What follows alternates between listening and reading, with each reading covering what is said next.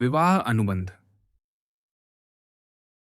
उस घटना के 3 दिन बाद जिसका वर्णन हम अभी कर चुके हैं, अर्थात उस दिन की संध्या लगभग 5 बजे, जो मादेमोआजेल यूजिनी दांगलार और आंद्रेया कावलकांति के विवाह अनुबंध पर हस्ताक्षर के लिए निर्धारित था, जिसे बैंकर प्रिंस कहकर संबोधित करने पर आग्रह करता था।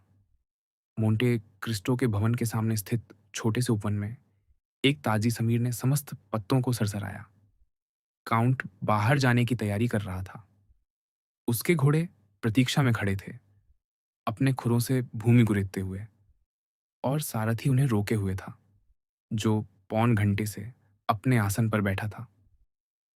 उसी क्षण वह सुरुचिपूर्ण फैटन, जिससे हमारा कई बार सामना हो चुका है, विशेषतः ओतुई की संध्या में द्वारगृह के सामने तीव्रता से घूमता हुआ आया और उतारा नहीं, मानो उछाल कर भवन की सीढ़ियों पर आंद्रेया कावलकांति को उतार गया। स्वर्णाभूषणों से दमकता हुआ, उतना ही दीप्तिमान, मानो वह स्वयं किसी राजकुमारी से विवाह करने जा रहा हो। उसने अपनी सामान्य घनिष्ठता से काउंट के स्वास्थ्य का समाचार पूछा और हल्के उछाल के साथ प्रथम तल पर चढ़ गया, जहां सीढ़ियों के शीर्ष पर उसका सामना स्वयं मोंटे क्रिस्टो से हुआ। युवक को देखकर काउंट ठिठक गया। जहां तक कावलकांति का प्रश्न था, वह पूर्ण वेग में था और एक बार चल पड़ने पर उसे रोकना कठिन था। आह, मेरे प्रिय मोंटे क्रिस्टो, नमस्कार, उसने कहा। मोन्सियर आंद्रेया, दूसरे ने अपने अर्ध परिहासपूर्ण स्वर में कहा। कैसे हैं आप? अत्युत्तम। जैसा कि आप देख रहे हैं, मैं आपको बहुत सी बातें बताने आया हूं, पर पहले आप भीतर आ रहे हैं या बाहर जा रहे हैं? मैं बाहर जा रहा था, मोन्सियर। तो फिर आपको विलंब ना हो, यदि अनुमति हो तो मैं आपकी गाड़ी में बैठ जाता हूं और टॉम मेरी फैटन को पीछे पीछे ले आएगा। नहीं, काउंट ने कहा, अत्यंत सूक्ष्म उपेक्षा मिश्रित मुस्कान के साथ, युवक के साथ देखे जाने की इच्छा न रखते हुए। नहीं, मैं यहीं आपकी बात सुनना पसंद करूंगा, मेरे प्रिय मोन्सियर आंद्रेया। ऐसे कक्ष में अधिक भली प्रकार वार्ता हो सकती है, जहां कोई सारथी आपके शब्द न पकड़ सके। काउंट उसे प्रथम तल के एक छोटे अतिथि कक्ष में ले गया, स्वयं बैठा, पैर पर पैर चढ़ाया और युवक को बैठने का संकेत किया। आंद्रेया ने अपना सर्वाधिक प्रसन्न मुखाभिनय धारण किया। आप जानते हैं, काउंट, उसने कहा, अनुष्ठान आज संध्या ही है। अनुबंध मेरे भावी ससुर के यहाँ रात 9 बजे हस्ताक्षरित होगा।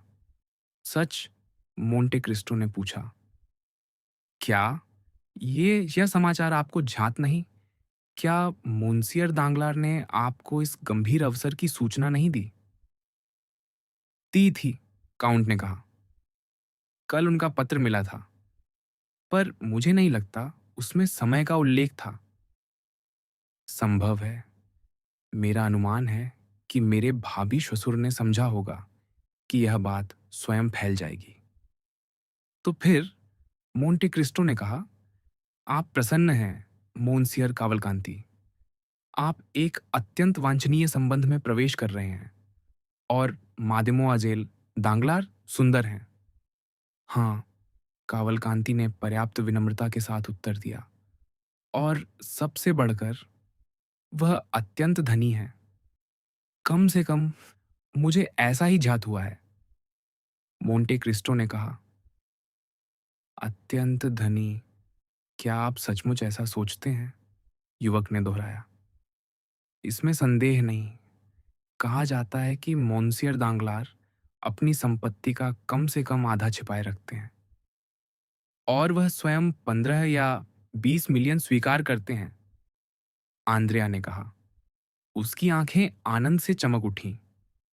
इसके अतिरिक्त, मोंटे क्रिस्टो ने जोड़ा, वह एक ऐसे सट्टा व्यवसाय में प्रविष्ट होने वाले हैं जो अमेरिका और इंग्लैंड में पहले ही कुछ अधिक प्रचलित हो चुका है, पर फ्रांस में अभी नया है। हाँ, हाँ, मैं समझ रहा हूँ, वही रेलपथ जिसके लिए उन्हें अभी-अभी ठेका मिला है। ठीक वही।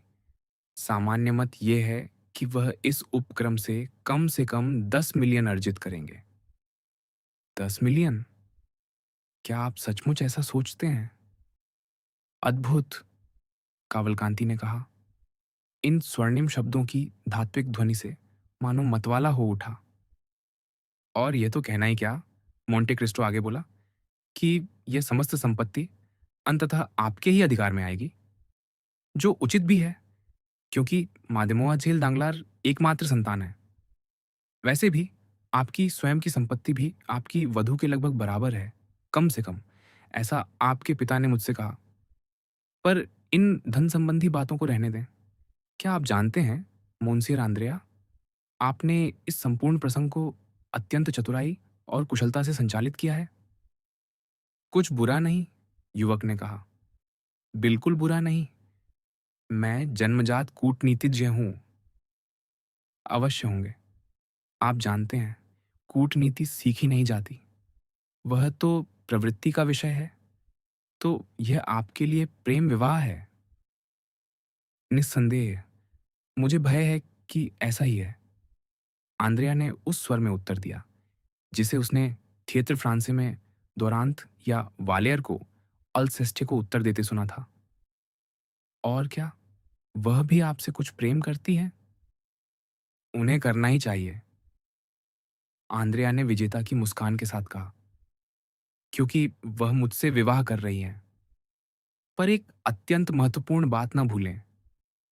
वह क्या? कि इस सब में मुझे बहुत सहायता मिली। छोड़िए भी, पर निस्संदेह घटनाओं से नहीं, आपसे, मुझसे। आइए आइए प्रिंस, मोंटे क्रिस्टो ने कहा, उपाधि पर व्यंग्यपूर्ण बल देते हुए। मैं आपके लिए क्या कर सकता था? क्या आपका नाम, आपका सामाजिक स्थान और आपके व्यक्तिगत गुण पर्याप्त नहीं थे? नहीं, आंद्रिया ने कहा, वे पर्याप्त नहीं थे। और मोंसियर काउंट, आप चाहे जो कहें, मैं मानता हूं कि आपके जैसे व्यक्ति की स्थिति ने मेरे नाम, मेरे सामाजिक स्थान और मेरे व्यक्तिगत गुणों से अधिक कार्य किया। आप पूर्णतः भ्रमित हैं, मोंसियर, मोंटे क्रिस्टो ने कहा, युवक की कपटी चतुरता और उसके शब्दों के संकेत को भांपते हुए। आपको मेरा संरक्षण तभी प्राप्त हुआ जब मैंने आपके आदरणीय पिता के प्रभाव और संपत्ति के विषय में जांच पड़ताल कर ली। क्योंकि जब मैंने अपने जीवन में आपको कभी देखा ही नहीं था, ना आपको, ना आपके प्रतिष्ठित पिता को, तो मुझे आपको जानने का सम्मान किसने दिलाया? मेरे दो घनिष्ठ मित्रों ने, लॉर्ड विलमोर और अब्बे बुजोनी ने। मुझे किसने प्रोत्साहित किया? आपके लिए गारंटी बनने को नहीं, पर आपको समर्थन देने को। आपके पिता का नाम, जो इटली में इतना सुप्रसिद्ध और सम्मानित है। व्यक्तिगत रूप से मैं आपको नहीं जानता। काउंट के शांत और सहज व्यवहार से आंद्रेया समझ गया कि इस समय वह अपने से कहीं अधिक शक्तिशाली हाथ की पकड़ में है और यह पकड़ सहज नहीं छूटेगी। बताइए, उसने कहा, क्या मेरे पिता सचमुच अत्यंत धनी हैं? काउंट, ऐसा ही प्रतीत होता है, मोंसियर, मोंटे क्रिस्टो ने उत्तर दिया। क्या आपको झांत है कि उन्होंने जो दहेज मुझे देने का वचन दिया है, वह आ चुका है? मुझे उसकी सूचना पर्ची प्राप्त हो चुकी है। और वे 3 मिलियन? पूर्ण संभावना है कि वे मार्ग में हैं। तो वे वास्तव में मुझे मिल जाएंगे? धत! काउंट ने कहा, मुझे तो ऐसा नहीं लगता, मोंसियर, कि अब तक आपको धन की कमी रही हो। आंद्रेया इतना चकित हुआ कि स्वयं को एक क्षण सोचने से रोक न सका। फिर अपने विचार से निकलकर बोला, मोंसियर, अब केवल एक विनती शेष है जो मुझे आपसे करनी है, और इसे आप समझेंगे, चाहे यह आपको अप्रिय ही क्यों न लगे। कहिए, मोंटे क्रिस्टो ने कहा। मेरी संपत्ति के कारण मैं अनेक प्रतिष्ठित व्यक्तियों के संपर्क में आया हूं, और कम से कम अभी के लिए मेरे मित्रों की कमी नहीं, परंतु जिस प्रकार मैं विवाह करने जा रहा हूं, समूचे पेरिस समाज के सम्मुख, मुझे किसी प्रसिद्ध नाम वाले व्यक्ति का संरक्षण चाहिए। और यदि मेरे पिता का हाथ उपलब्ध नहीं, तो किसी ऐसे प्रभावशाली पुरुष का जो मुझे वेदी तक ले जाए। मेरे पिता कभी पेरिस नहीं आते, क्या ऐसा नहीं? वह वृद्ध हैं, घावों से आच्छादित, और कहते हैं कि यात्रा करते समय उन्हें प्राणांतक वेदना होती है। मैं समझता हूँ, तो मुझे आपसे एक निवेदन करना है। मुझसे? हाँ, आपसे। ईश्वर, क्या? कि आप उनका स्थान ग्रहण करें। क्या? मेरे प्रिय महोदय, मेरे साथ आपके इतने संपर्कों के बाद भी क्या आप मुझे इतना कम जानते हैं कि ऐसा अनुरोध कर सकें? मुझसे 5 लाख उधार मांगिए, और यद्यपि वह असाधारण बड़ी राशि होगी, मैं शपथपूर्वक कहता हूं कि वह आग्रह मुझ पर इससे कम भार डालेगा। आपको ज्ञात होना चाहिए, मैंने सोचा था कि यह बात आपको पहले ही बता चुका हूं, कि जब मोंटे क्रिस्टो का काउंट इस संसार के किसी विषय में संलग्न होता है, विशेषतः आध्यात्मिक विषयों में, तो वह उन्हें सदैव एक पूर्वीय मनुष्य की संकोचपूर्ण, बल्कि कहूं तो अंधविश्वासी दृष्टि से देखता आया है। काहिरा में मेरा एक हरम है, स्मिर्ना में दूसरा, और कॉन्स्टेंटिनोपल में तीसरा। और आप मुझसे विवाह में अध्यक्षता करने को कहते हैं, कभी नहीं। तो आप मुझे अस्वीकार करते हैं, स्पष्ट रूप से। यदि आप मेरे पुत्र भी होते या मेरे भ्राता, तो भी मैं इसी प्रकार इनकार करता। अच्छा, यह तो अद्भुत हुआ, आंद्रेया ने निराश होकर कहा। तो फिर क्या किया जाए? आपके 100 मित्र हैं, जैसा कि आपने स्वयं कहा।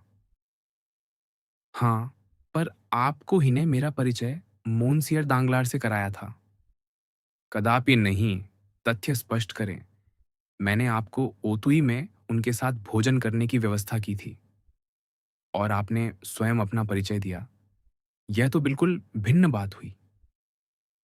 हाँ, पर मेरे विवाह में आपने सहायता की।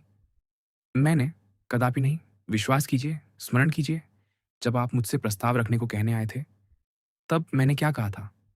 मैं कभी मध्यस्थता नहीं करता। मेरे प्रिय प्रिंस, यह मेरा अटल नियम है। आंद्रेया ने अपने होंठ काट लिए। पर कम से कम आप वहां उपस्थित तो होंगे। समस्त पेरिस समाज आएगा। निस्संदेह। तो मैं भी अन्य सबके साथ उपस्थित रहूंगा, काउंट ने कहा। क्या आप अनुबंध पर हस्ताक्षर करेंगे? मुझे इसमें कोई आपत्ति नहीं, मेरे संकोच वहां तक नहीं जाते। अच्छा, तो यदि आप इससे अधिक किसी बात के लिए सहमत नहीं होते, तो मुझे उसी से संतोष करना होगा जो आप देंगे। पर एक अंतिम बात, काउंट। क्या? मुझे कुछ परामर्श चाहिए। सावधान, परामर्श सहायता से भी अधिक घातक होता है। ओह, ये आप मुझे बिना किसी जोखिम के दे सकते हैं। तो कहिए। मेरी पत्नी का दहेज 5 लाख लिव्र है। यही राशि मोनसियर दांगलार ने स्वयं मुझसे कही थी। क्या मुझे उसे ले लेना चाहिए, या वकीलों के पास जमा करा देना चाहिए?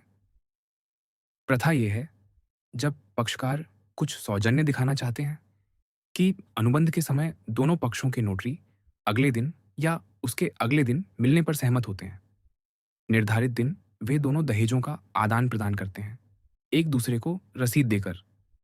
फिर विवाह संपन्न हो जाने पर वे मिलियन आपके अधिकार में रख देते हैं, संयुक्त संपत्ति के संरक्षक के रूप में। मैं यह इसीलिए पूछ रहा हूं, आंद्रेया ने कहा, अपनी असुविधा को छिपा ना पाते हुए, क्योंकि मुझे प्रतीत हुआ कि मेरे भावी श्वसुर का आशय है कि वह हमारी धनराशि उसी प्रसिद्ध रेल व्यवसाय में लगाना चाहते हैं, जिसका आप कुछ देर पहले उल्लेख कर रहे थे। तो मोंटे क्रिस्टो ने कहा, सबका मत है कि वह 1 वर्ष में आपकी पूंजी को तिगुना कर देगा। बैरन दांगलार एक अच्छे पिता हैं, और गणना करना जानते हैं। तो ठीक है, आंद्रेया ने कहा, सब कुछ उत्तम है, आपके इनकार को छोड़कर। जो मुझे गहराई से आहत करता है। इसे परिस्थितियों में स्वाभाविक संकोच समझकर छोड़ दीजिए। जैसी आपकी इच्छा, आंद्रिया ने कहा। तो आज संध्या 9 बजे। आज संध्या तक। और यद्यपि काउंट तनिक पीछे हट गया, उसके अधर फीके पड़ गए।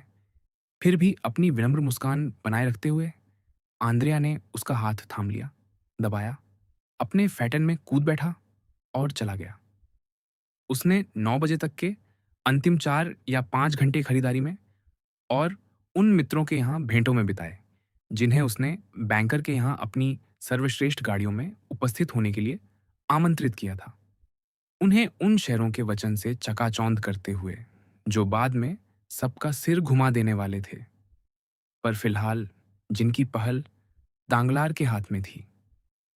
8:30 पर दांगलार का मुख्य स्वागत कक्ष, उससे जुड़ी दीर्घा और उसी तल के अन्य 3 स्वागत कक्ष सुगंधित जनसमूह से भर गए, जिनमें बहुत कम लोग सहानुभूति से आकर्षित थे और बहुत अधिक वे, जिन्हें वहां उपस्थित होने की एक अपरिहार्य इच्छा थी, जहां उन्हें झांक था कि कुछ घटित होने वाला है। कोई आत्ममुग्ध शैलीकार कह सकता था कि समाज समारोह एक पुष्पशैया है, जो चंचल तितलियों, भूखी मधुमक्खियों और भनभनाते भृंगों को आकर्षित करती है। यह कहना अनावश्यक है कि कक्ष मोमबत्तियों की आभा से जगमगा रहे थे और स्वर्ण जटित आलेखनों से प्रकाश रेशमी पर्दों पर झर रहा था, और साज सज्जा का वह समस्त दुर्विन्यास, जो केवल संपत्ति का प्रदर्शन करता था, अपने पूर्ण वैभव में दमक रहा था। मादेमोआजेल यूजिनी अत्यंत सुसंस्कृत सरलता से परिधानित थीं। श्वेत रेशमी पोशाक, जिस पर श्वेत कढ़ाई थी, और उनके काले केशों में आधी छिपी एक श्वेत गुलाब, बस यही उनका संपूर्ण वेश था, जिसे किसी एक भी रत्न ने अलंकृत नहीं किया था। फिर भी उनकी आंखें पूर्ण आत्मविश्वास से दमक रही थीं, जो उस परिधान के उस अर्थ का प्रतिवाद कर रही थी, जिसे वह भद्रहीन कौमार्य का संकेत मानती थी। लगभग 30 गज दूर मैडम दांगलार देब्रे बोशा और शातुरेनो से वार्ता कर रही थीं। देब्रे इस गंभीर अवसर के लिए घर में प्रविष्ट हुआ था, पर अन्य सभी की भांति बिना किसी विशेषाधिकार के। मोंसियर दांगलार सांसदों और धनिकों से घिरे हुए कराधान की एक नई सिद्धांत की व्याख्या कर रहे थे, जिसे वह उस समय लागू करने का विचार रखते थे जब परिस्थितियां सरकार को उन्हें मंत्री पद पर बुलाने को बाध्य कर देंगी। आंद्रेया ओपेरा के सबसे फैशनेबल युवकों में से एक के साथ बाहों में बाह डाले उसे अपने भावी योजनाएं समझा रहा था, कुछ असभ्य आत्मविश्वास के साथ, क्योंकि उसे सहज प्रतीत होने के लिए साहस का प्रदर्शन करना आवश्यक था, और यह कि वह अपनी 75,000 लिव्र की आय से पेरिसी फैशन की उन्नति कैसे करेगा। मुख्य भीड़ कक्षों में ज्वार भाटे की भांति उठती गिरती फिर रही थी, फिरोजों, माणिकों, पन्नों, औपलों और हीरों की एक लहर की तरह। जैसा कि प्रायः होता है, सबसे वृद्ध महिलाएं सबसे अधिक आभूषणों से लदी थीं और सबसे कुरूप स्वयं को प्रदर्शित करने को सर्वाधिक आतुर। यदि कोई श्वेत कुमुदिनी या कोई सुगंधित मखमली गुलाब वहां उपस्थित थी, तो उसे अवश्य ढूंढकर प्रकट करना पड़ता, जो किसी पगड़ीधारी माता या स्वर्गीय पक्षी सजी किसी मौसी के पीछे किसी कोने में छिपी होती। समय समय पर इस कोलाहल, इस गुंजन, इस हास्य ध्वनि के ऊपर परिचारकों की आवाजें सुनाई देती, जो किसी वित्त जगत में प्रतिष्ठित, सेना में सम्मानित या साहित्य जगत में विख्यात व्यक्ति का नाम उद्घोषित करती, और उस नाम पर समूहों में एक हलचल सी उठती। पर जितने एक को इस मानव तरंगों के समुद्र में हलचल उत्पन्न करने का सौभाग्य प्राप्त था, उतने ही कितने ऐसे थे जिनका स्वागत उदासीनता या उपेक्षापूर्ण मुस्कान से होता। जैसे ही उस विशाल घड़ी की सुई, जिस पर निद्रामग्न एंडीमियोन अंकित था, स्वर्णिम पटल पर 9 पर पहुंची, और घंटी ने यंत्र की भावना का निष्ठापूर्वक अनुवाद करते हुए 9 बार ध्वनि की, मोंटे क्रिस्टो के काउंट का नाम भी गूंज उठा, और भीड़ में उपस्थित सभी लोग मानो किसी विद्युत चमक से आकृष्ट द्वार की ओर मुड़ गए। काउंट अपने सामान्य सादे परिधान में काले वस्त्रों में थे। श्वेत वास्कट उनके विस्तृत और गौरवपूर्ण वक्ष को आच्छादित कर रहा था, और उनका काला कॉलर उनकी वर्ण धवलता के पुरुषोचित पीलेपन के सामने असाधारण रूप से सुसज्जित प्रतीत हो रहा था। उनका एकमात्र आभूषण एक घड़ी श्रृंखला थी, इतनी सूक्ष्म कि उसका पतला स्वर्ण तंतु श्वेत सिलाई के सामने प्रायः अदृश्य था। तुरंत ही एक भीड़ उनके चारों ओर एकत्र हो गई।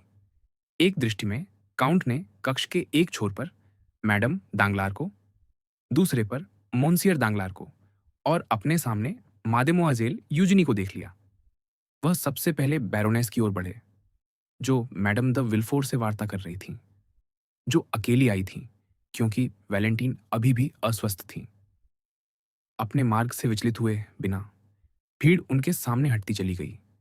वह बैरोनेस से यूजिनी तक पहुंचे, जिन्हें उन्होंने कुछ संक्षिप्त और संयत शब्दों में बधाई दी, जो उस गौरवमयी कलाकार पर प्रभाव डाल गए। मादेमोआजेल लुईस दारमिली उनके समीप खड़ी थीं। उन्होंने काउंट को उन सिफारिश पत्रों के लिए धन्यवाद दिया जो उन्होंने कृपापूर्वक उन्हें इटली के लिए दिए थे, और जिनका उपयोग, उन्होंने कहा, वह शीघ्र ही करने वाली हैं। इन महिलाओं से हटकर वह मुड़े और स्वयं को दांगलार के समीप पाया, जो उनका हाथ बढ़ाने के लिए आगे आए थे। इन 3 सामाजिक कर्तव्यों की पूर्ति के पश्चात मोंटे क्रिस्टो रुके और अपने चारों ओर उस आत्मविश्वासी दृष्टि से देखा, जो समाज के एक विशिष्ट स्तर से संबंधित व्यक्तियों की अभिव्यक्ति की मुहर लिए होती है, और विशेषतः उन लोगों की जो उसमें एक निश्चित प्रभाव रखते हैं। ऐसी दृष्टि जो मानो कहती हो, मैंने अपने कर्तव्य पूरे किए, अब अन्य लोग अपना दायित्व निभाए। आंद्रेया, जो समीपवर्ती कक्ष में था, उस प्रकार की सिहरन अनुभव कर उठा जो मोंटे क्रिस्टो की उपस्थिति से भीड़ में फैलती थी, और शीघ्र ही अपना सम्मान अर्पित करने पहुंचा। उसने उन्हें पूर्णतः लोगों से घिरा पाया। लोग उनके प्रत्येक शब्द पर झुके हुए थे, जैसा सदैव होता है उन लोगों के साथ जो कम बोलते हैं और कभी शब्द व्यर्थ नहीं करते। उसी समय नोटरी भीतर आए और हस्ताक्षर के लिए तैयार स्वर्णकाष्ठ की मेज पर रखे स्वर्ण कढ़ाईयुक्त मखमली आच्छादन पर अपने दस्तावेज खोलकर रख दिए। एक नोटरी बैठ गया, दूसरा खड़ा रहा। वे उस अनुबंध के पाठ के लिए प्रस्तुत होने वाले थे, जिस पर आधा पेरिस हस्ताक्षर करने वाला था, जो इस अवसर पर एकत्र हुआ था। सबने अपने स्थान ग्रहण किए, या यूं कहें कि स्त्रियां चारों ओर समूह बनाकर खड़ी हो गईं, जबकि पुरुष, जो बोइलो द्वारा कही गई ऊर्जस्वित शैली से कम प्रभावित थे, आंद्रिया की घबराई हुई व्याकुलता, मोन्सियर दांगलार की एकाग्रता, यूजेनी की निष्प्रहता और उस ढंग की चर्चा कर रहे थे जिसमें बैरोनेस इस महत्वपूर्ण कार्य को हल्के, लगभग लापरवाह भाव से ले रही थी। अनुबंध का पाठ होते समय पूर्ण मौन छाया रहा, पर जैसे ही पाठ समाप्त हुआ, प्रत्येक कक्ष में कोलाहल पुनः आरंभ हो गया, पहले से दुगुनी तीव्रता के साथ। ईर्ष्यालु सभा उन चमत्कारिक राशियों से गहराई तक प्रभावित हो उठी थी। वे मिलियन जो युवा युगल के भविष्य पथ को प्रशस्त करने वाले थे, और जिनकी पूरक थी वधु के वस्त्राभूषणों और हीरों की प्रदर्शनी, जो एक पृथक कक्ष में सजाई गई थी। इन सब ने युवकों की दृष्टि में मादेमोआजेल दांगलार के आकर्षण को दुगुना कर दिया, मानो सूर्य का प्रकाश ही मंद पड़ गया हो। जहां तक स्त्रियों का प्रश्न है, ये कहना अनावश्यक है कि वे मिलियनों से ईर्ष्या तो करती थीं, पर उन्हें सुंदर प्रतीत होने के लिए उन्हें आवश्यक नहीं मानती थीं। आंद्रेया अपने मित्रों से घिरा, प्रशंसित, पूजित, अपने स्वप्न की वास्तविकता पर विश्वास करने लगा था। आंद्रेया अपना संतुलन खोने ही वाला था। नोटरी ने गंभीरता से कलम उठाई, उसे आकाश में ऊंचा किया और कहा, महाशयों, अनुबंध पर हस्ताक्षर होने वाले हैं। सबसे पहले बैरन को हस्ताक्षर करने थे, फिर वृद्ध कावलकांति के प्रतिनिधि को, फिर बैरोनेस को, और उसके बाद भावी दंपति को। जैसा कि उस घृणित शैली में कहा जाता है, जो प्रायः स्टैम्प पत्रों पर प्रयुक्त होती है। बैरन ने कलम उठाई और हस्ताक्षर किए। उनके पश्चात प्रतिनिधि ने, बैरोनेस मैडम द विल्फोर का हाथ थामे आगे बढ़ी। मेरी मित्र, उन्होंने कलम लेते हुए कहा, क्या यह अत्यधिक नहीं, एक अप्रत्याशित घटना जिसका संबंध उस हत्या और चोरी के प्रकरण से है जिसमें मोंटे क्रिस्टो के काउंट लगभग शिकार हो गए थे, ने हमें मोन्सियर दे विल्फोर की संगति से वंचित कर दिया है। ओह भगवान! दांगलार ने कहा, ऐसी ही भावना से मानो वह कह रहा हो, क्या मुझे तनिक भी परवाह नहीं। ओह प्रिय, मोंटे क्रिस्टो ने पास आते हुए कहा, मुझे भय है कि मैं अनजाने ही उनकी अनुपस्थिति का कारण हो सकता हूं। क्या काउंट, आप? मैडम दांगलार ने हस्ताक्षर करते हुए कहा, यदि ऐसा है तो सावधान, क्योंकि मैं आपको कभी क्षमा नहीं करूंगी। आंद्रिया के कान खड़े हो गए। यह तनिक भी मेरी त्रुटि नहीं, काउंट ने कहा, और मैं चाहता हूं कि यह बात अभिलेख में अंकित हो। सभी उत्सुकता पूर्वक सुन रहे थे। मोंटे क्रिस्टो, जो विरले ही मुख खोलते थे, अब बोलने वाले थे। आपको स्मरण है, काउंट ने पूर्ण मौन के मध्य कहा, कि वह दुष्ट जो मुझे लूटने आया था, मेरे ही घर में मरा था, और जिसे, जैसा कि माना जाता है, उसके साथी ने घर से निकलते समय मार डाला था। हाँ, दांगलार ने कहा। तो उसकी सहायता करने के लिए उन्होंने उसके वस्त्र उतार दिए और उन्हें एक कोने में फेंक दिया, जहां से पुलिस ने उन्हें उठा लिया। पर पुलिस कोट और जैकेट को प्रमाण के रूप में लेते समय वास्कट भूल गई। आंद्रिया के चेहरे से रंग उड़ गया और वह धीरे धीरे द्वार की ओर खिसकने लगा। वह क्षितिज पर एक बादल उभरता देख रहा था और वह बादल अपने पीछे तूफान खींचता प्रतीत हो रहा था। तो वह दयनीय वास्कट आज मिली, रक्त से सनी और हृदय के ऊपर छिद्र लिए। स्त्रियों ने चीखें मार दी और एक दो मूर्छित होने को हुई। उसे मेरे पास लाया गया। कोई नहीं जानता था कि यह चिथड़ा कहाँ से आया। केवल मैंने सोचा कि यह संभवतः उस पीड़ित का होगा। तभी अचानक मेरा परिचारक कुछ घृणा और सावधानी से इस शोकपूर्ण अवशेष को उलट-पुलट कर देखते हुए जेब में कागज का एक टुकड़ा महसूस किया। उसने उसे निकाला और एक पत्र पाया। किसे संबोधित? क्यों, बैरन? आपको? मुझे? तांगलार ने पुकारा। हाँ, निश्चय ही आपको। हाँ, मैंने रक्त से सने कागज के नीचे आपका नाम पढ़ लिया। मोंटे क्रिस्टो ने सामान्य विस्मय ध्वनि के मध्य उत्तर दिया। पर इससे मोन्सियर द विल्फोर की अनुपस्थिति कैसे हुई? मैडम दांगलार ने अपने पति की ओर चिंतित दृष्टि से देखते हुए पूछा। अत्यंत सरल मैडम, मोंटे क्रिस्टो ने उत्तर दिया। वह वास्कट और वह पत्र, जो प्रमाण के रूप में गिने जाते हैं, मैंने राज अभियोजक को भेज दिए। आप समझते हैं, मेरे प्रिय बैरन, आपराधिक मामलों में विधिक प्रक्रिया ही सर्वाधिक विश्वसनीय होती है।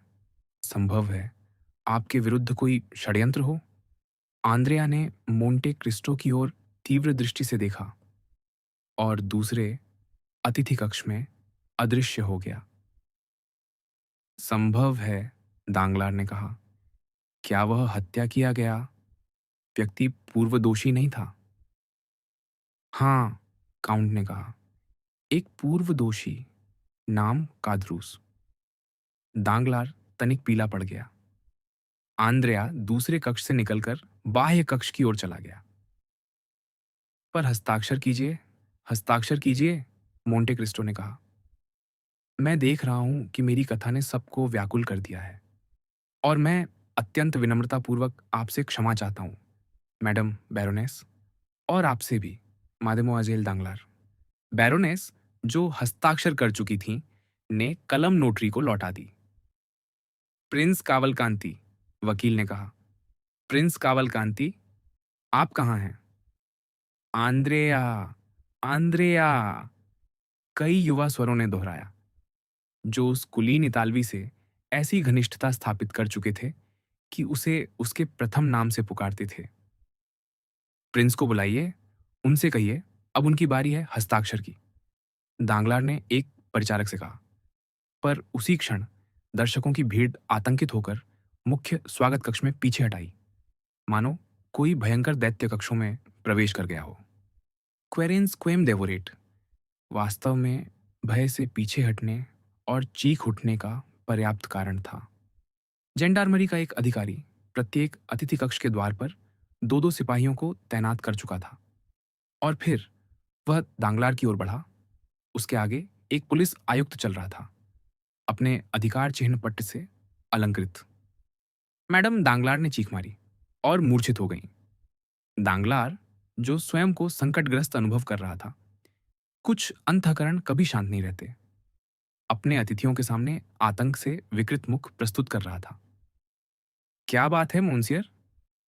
मोंटे क्रिस्टो ने आयुक्त की ओर बढ़ते हुए पूछा। आप में से कौन मोन्सियर आंद्रेया कावलकांति है? आयुक्त ने काउंट के प्रश्न का उत्तर दिए बिना पूछा। आश्चर्य का एक सामूहिक स्वर चारों ओर से उठा। सबने एक दूसरे की ओर देखा और प्रश्न किए, यह आंद्रेया कावलकांति कौन है? तांगलार ने लगभग विक्षिप्त अवस्था में पूछा। एक पूर्व दोषी जो तुल्लों के दंडागार से भाग निकला। उसने कौन सा अपराध किया है? उस पर एक कादरूस की हत्या का अभियोग है, आयुक्त ने अपने निर्विकार स्वर में कहा, जो मोंटे क्रिस्टो के काउंट के घर से निकलते समय और जो उसका पूर्व सहबंदी था। मोंटे क्रिस्टो ने तीव्र दृष्टि से चारों ओर देखा। आंद्रेया अदृश्य हो चुका था।